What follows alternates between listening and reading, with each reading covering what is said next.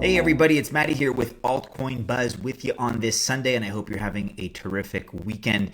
We're going to touch on all these delistings that have occurred lately with Binance in today's news. We'll take a look individually at the 5 projects that have been delisted. We'll get to that in just a moment. I wanted to provide a very quick snapshot of the state of the market.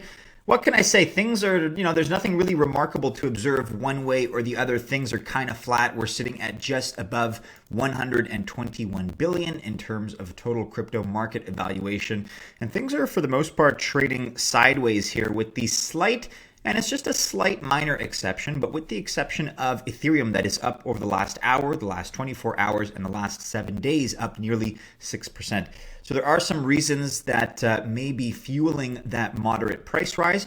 We're going to get into those in some future pieces, but just wanted to alert you to that because it's happening live as I'm recording this piece. But let's get into the news of the day, and that really is the delistings that we've seen of 5, at least somewhat prominent projects by Binance. Altcoin Buzz IO has tweeted about it. Are we giving too much power to decentralized exchanges, we ask? Here's our current report on what delisted coins have to say. Unsafu delisting. So you may have heard about this by now. This is an article by Sebastian that's come out today. Binance delists 5 cryptocurrencies. Is Binance handling this the wrong way? So we're going to talk to you about what those cryptocurrencies are. As you can imagine, they have been hit in terms of their price, in terms of their value, because this is a big deal. To be listed on Binance is a big deal in the first place.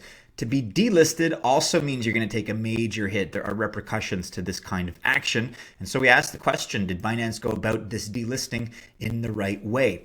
So Binance recently announced the delisting of 5 cryptocurrencies. Those are Substratum, Cloak, Salt, Wings, and Modem. And their trading will be ceased on the 22nd of February at 10 a.m. UTC. Obviously, Binance, right, Sebastian, is one of the most popular exchanges, and it's also why more or less all crypto projects want to be listed on the exchange. Being listed on Binance is a big deal and results in a decent price surge. And as you can imagine, the inverse is also true when projects get delisted. The price of Substratum, for example, went from 4.3 cents to 2.2 cents after the announcement, and the other projects have seen similar price reductions. So the announcement itself from Binance is the following. We're going to go right to their website. That's support.binance.com. So Binance will delist Cloak, MOD, Salt, SUB Sub, and Wings. Fellow Binanceans, at Binance, we periodically review each digital asset we list to ensure that it continues to meet the high level of standard we expect. When a coin or token no longer meets this standard or the industry changes, we conduct a more in-depth review and potentially delist it. We believe this best protects all of our users. And as you can see here, the list of criteria are commitment of a team to the project, level and quality of development activity, network/smart contract stability, level of public communication, responsiveness to our periodic due diligence requests, evidence of unethical fraudulent conduct, contribution to a healthy and sustainable crypto ecosystem. So that's all well and good. I'm all for due diligence. I'm all for best practices as Binance lists them here, but it seems the way that they've gone about this is a little bit questionable, to be entirely honest. Now, what Sebastian has done is he's gone out and he's reached out to these 5 projects. So Substratum, Cloak, Salt, Wings, and Modem. And actually, a couple of them have gotten back to us. So we're going to have direct quotes and we're going to share with you their responses as we go along here. Wings, first of all, had the following to say directly to us, directly to Sebastian, following the delisting. Quote, "No, it was a complete surprise to us when asked about whether they were aware of the situation before being delisted. There was no prior contact from Binance on this matter. We have reached out to Binance for further clarification, yet have received no explanation up to this moment. We will continue to work even harder to implement the Wings vision. In parallel, we are also exploring some new ways to bring additional value to the Wings ecosystem. More on that later. That's courtesy of Alexander, the community manager over at the Wings project.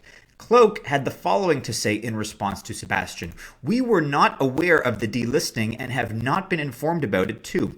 It is always important for us to strengthen the relationship, and therefore we attended at the Binance event in Singapore. That was just recently. Even 24 hours after the official delisting announcement, we are waiting for answers from Binance. CD25, head of PR and marketing, also wrote to altcoinbuzz.io, and they added, quote, we are currently conducting several tests to ensure the code's current and expanded security standards and improving the current proof of stake algorithm.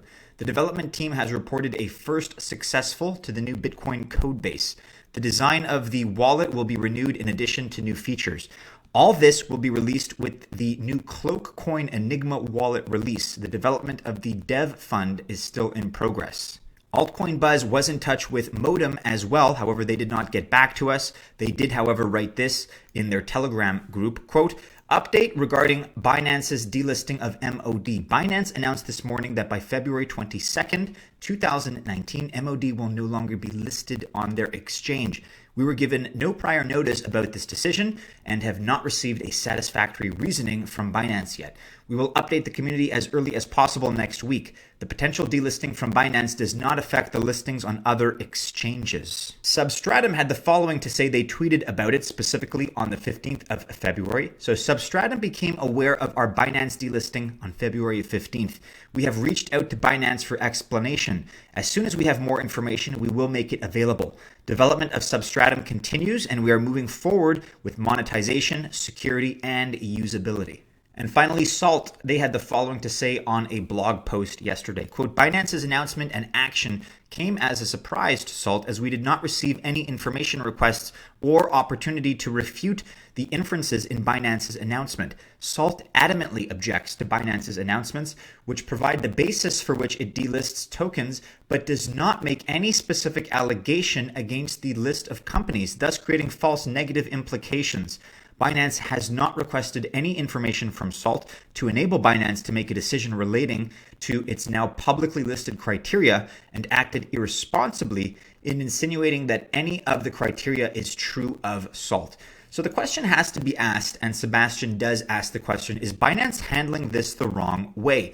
And all of these statements by all of these 5 projects tend to have one thing in common. They're saying, well, look, we didn't know that anything as far as Binance's perspective of us, we didn't know anything was in question. We didn't know that we had any problems in terms of our standing with Binance. They didn't provide any warnings. They didn't issue any detailed information. I mean, we heard about the delisting at the same time as the general public, essentially. And while I agree with the criteria that Binance lists on their support page, I mean, I'm all for those standards that they've outlined, I don't like the way that they've gone about this. This seems to be like a practice that really is archaic and primitive, to not give anybody a heads up. Because, I mean, if there are legitimate problems within these projects, let's just say for the sake of argument that these projects do have issues and don't rank up, don't check off the boxes on those individual criteria. Okay, well, why not have a little bit more communication with them? Why not improve them? Why not give them an opportunity to improve and fix those issues if and when and where they do exist? Sebastian writes, personally, I think Binance could do a better job communicating with the projects and make sure delistings like these do not come as a surprise.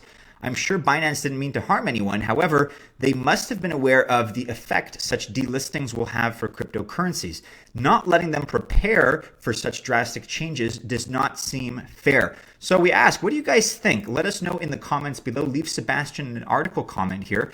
Let us know as well in the YouTube comments whether you agree with Binance's decision. I think just in terms of operational approaches, there are better ways to go about this. So I'm all for the high standards that they've put out. Once again, I'll say it, I'm all for the criteria that they have listed. But when dealing with companies that for whatever reason they feel are not meeting those criteria, it just seems they've got to find a better way than what they've done here. This is very amateur.